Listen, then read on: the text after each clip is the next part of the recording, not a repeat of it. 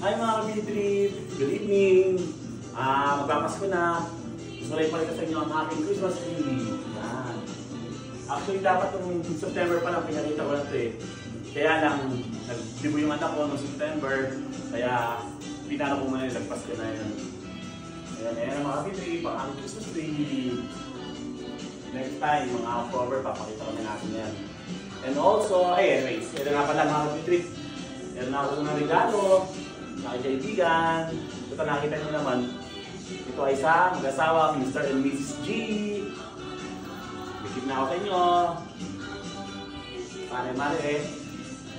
Ako? Di ba yan? At ito ba, mga P-Trip, ang gusto ko ipagmayabang sa inyo mga P-Trip, ang DIY na chimney. Ayan o, may papoy pa mga P-Trip po, may papoy pa. Pero ang liit nga eh. Ayan o, mga P-Trip. DIY lang yan, ang chimney natin. Tapos ito mga P-Trip, gumagana yan eh. Tignan mo ah. Hindi, may battery. Pakita ka lang sa inyo. O, diba? O. Ayan mga P-Trip.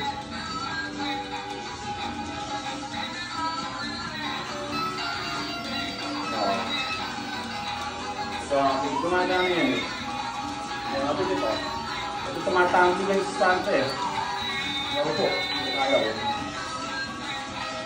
Ang next week ito yan. Ayun, gumagalaw siya mga dito.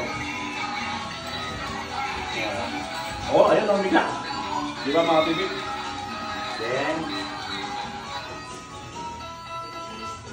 mga kapibig kasi gusto lang parang sa inyo na ang pinaka gusto ko sa lahat ay Christmas, mga P-Trip.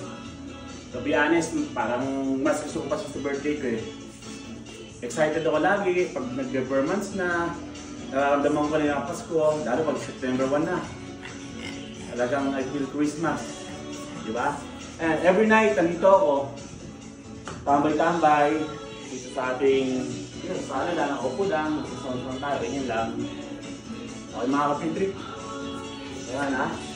Chimney. Okay? Good vibes only. Love kayo ni Kuya Phil.